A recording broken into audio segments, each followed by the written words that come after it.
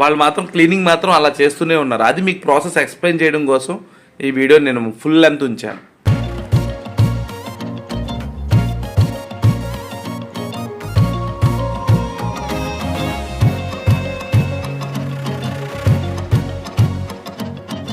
ఈరోజు బాగా వర్షం పడటంతో చేపల మార్కెట్ కొంచెం అనీజీగా ఉంది. లుక్ అండ్ ఫీల్ అంత బాగుండదు.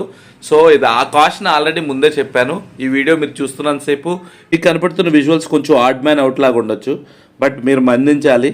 వర్షాకాలంలో ఫిష్ మార్కెట్ కొంచెం అనీజీగానే ఉంటుంది. ఆ విజువల్స్ని కూడా మీకు షేర్ చేస్తాను.